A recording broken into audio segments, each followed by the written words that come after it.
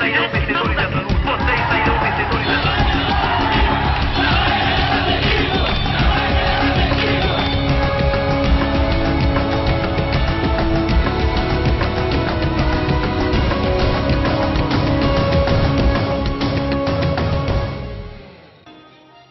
Crise. Pesadelo acordado para quase todos os brasileiros, que no final do mês têm que fazer as contas na ponta do lápis. Mas existe um setor da economia que consegue viver à margem dessa tormenta e até lucra com a própria crise. No ano passado, os 3 maiores bancos privados do país faturaram alto. No Bradesco, o lucro aumentou 74%. No Itaú, 32%.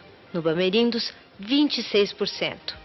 Mesmo diante de um quadro tão grave para a economia do país, eles conseguiram engordar os cofres com a ciranda financeira e hoje formam um verdadeiro império. Os bancos só se tornaram tão poderosos porque têm em mãos um aliado involuntário, o seu dinheiro. O que o senhor acha que acontece com o seu dinheiro quando o banco fecha? Devem operar com o meu dinheiro, né? Não sei para que o banco utilizaria, né? Mas com certeza ele deve usar para alguma coisa.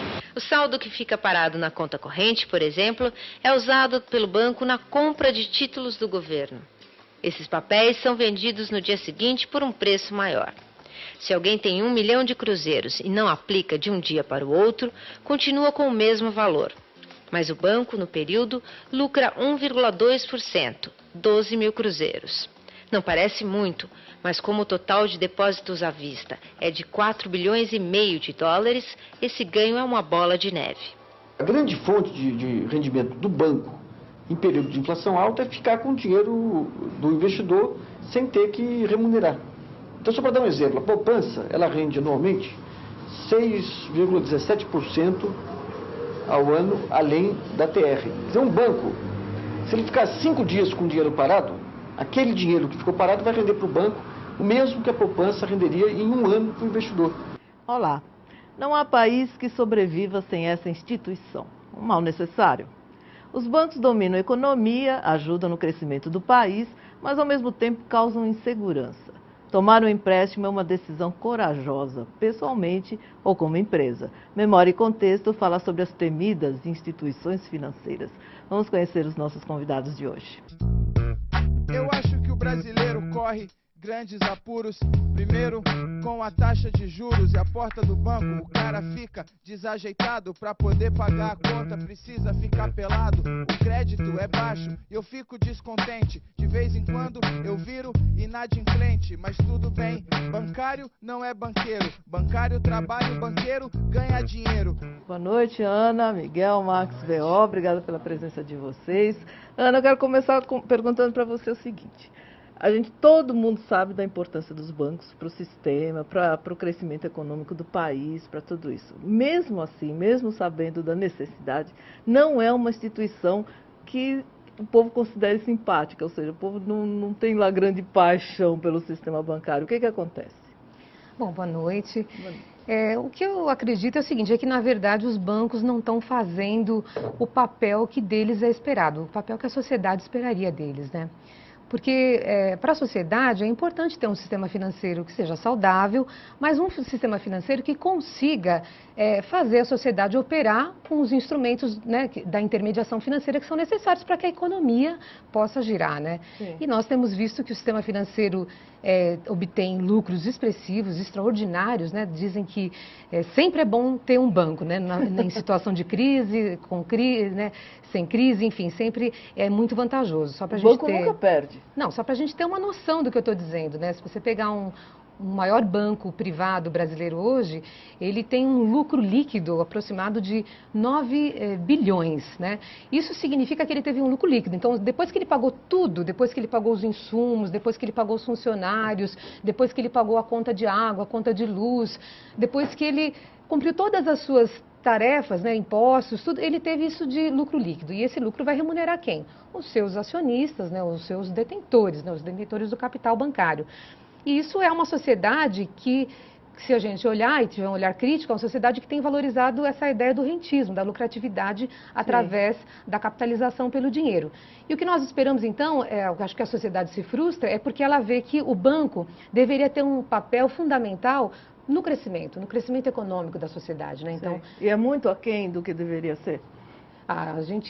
Nós temos uma visão crítica, nós achamos que o sistema financeiro brasileiro pode dar um salto, né, em rumo a esse crescimento, sobretudo no que se diz respeito ao atendimento, a melhorar o atendimento que ele dá, que ele oferta à população, e sobretudo também no que se refere ao papel social do crédito, né? O crédito é fundamental para alavancar a economia, para alavancar o crescimento. E nós temos visto as taxas de juros muito elevadas, né? Então isso, com certeza, é um dos motivos que desagrada os clientes, né? Ah, não tem jeito, né? Esses vídeos que a gente exibiu, Miguel, são de 1993, esse primeiro que a gente mostrou. Aí, em 94, vem Plano Real, tudo isso, começa a cobrança de taxas pelos bancos. Né? As tarifas todas lá que todo mundo conhece, né? Quer dizer, não tinha outra forma deles compensarem perdas, a não ser repassando isso para a população? Na verdade, foi uma estratégia muito bem combinada na época, né, entre os bancos e os governos da época, para que os bancos não perdessem receita naquele período. Né? Isso não significa que eles iriam realmente perder, né? Porque se nós lembrarmos, nós temos a maior taxa de juros do mundo há décadas. Né? Em 97 chegamos a ter uma taxa de juros de 45% ao ano. Então, então os bancos ganham muito dinheiro com os títulos públicos. Né? Então, as tarifas entraram como uma receita a mais para os bancos. E hoje, os bancos pagam toda a sua folha de pessoal só com as tarifas que os clientes pagam. Ou seja, toda a folha de salário dos bancos é paga hoje só com as tarifas, né? E ainda sobra recurso para o banco.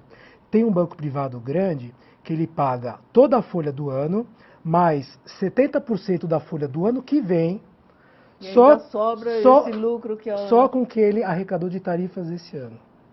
Ou seja, se não tivesse tarifa, com isso que eles têm de lucro líquido, eles continuariam ganhando muito Continuariam ganhando muito, exatamente. Não tem jeito da gente ter simpatia com essas informações. E a população vê isso, né, vê esse lucro extraordinário, aí chega no seu banco para ser atendido. Pessimamente atendido. Né? O banco coloca o número mínimo de caixas para atender as pessoas, né? Não coloca o número de caixas suficientes.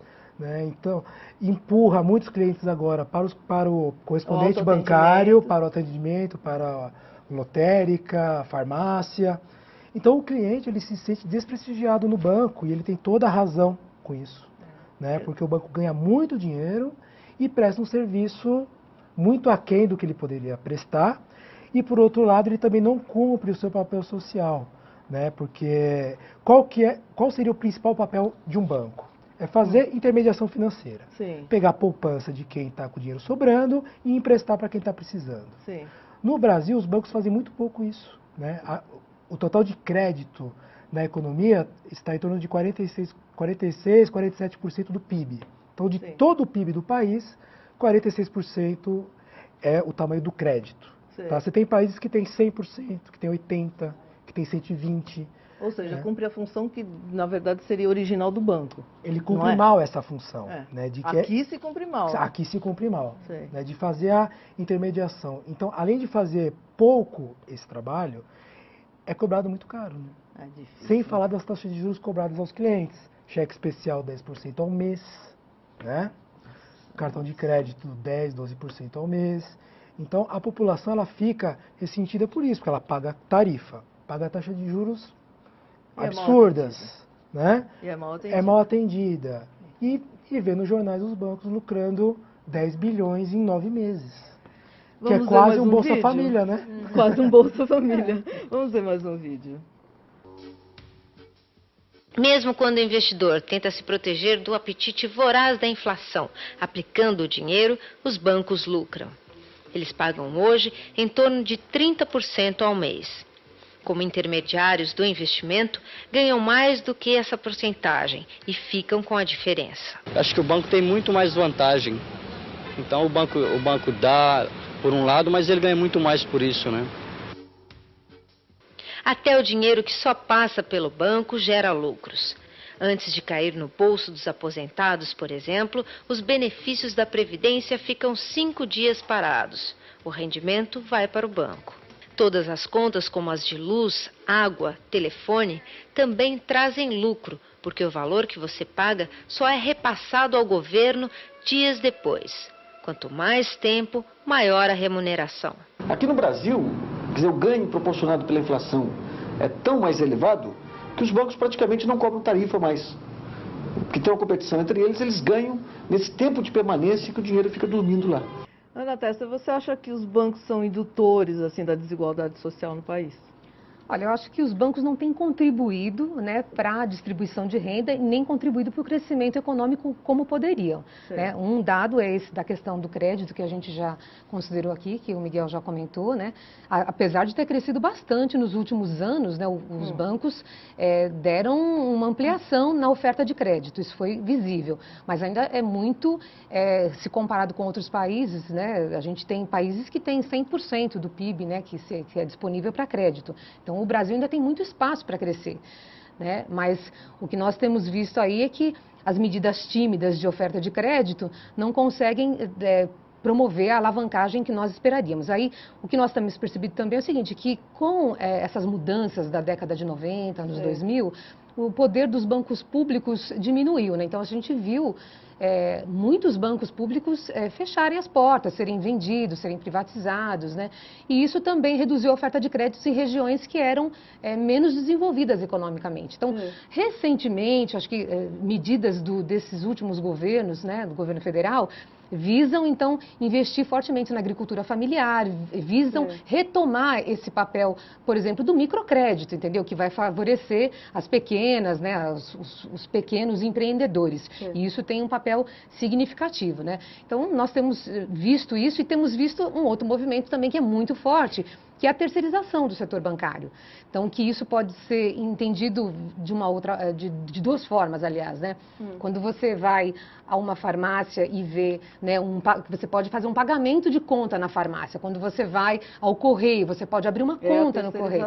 Isso é uma forma de terceirização, né? O que nós entendemos é que o sistema tem que ter todas as condições de ofertar um serviço de qualidade para o cliente e não empurrar ele para ser atendido num outro lugar, por exemplo, sem condições de segurança, que é o que acontece com as lotéricas hoje, para dar mais um exemplo. Né? Cada vez ampliar mais o número de assaltos que existem nas lotéricas, inclusive assaltos com mortes, porque a lotérica não tinha essa estrutura de receber tantos pagamentos de concessionária como tem hoje, e por isso o dinheiro que se manipula lá é um volume maior, é por isso que se gera assaltos, né?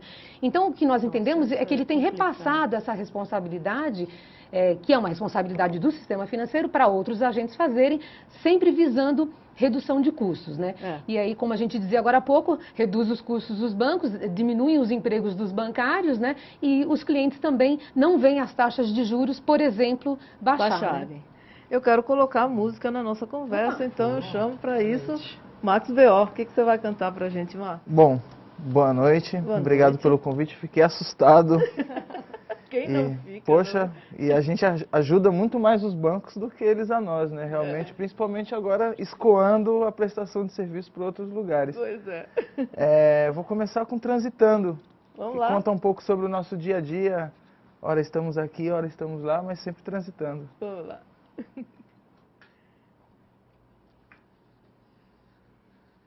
DJ?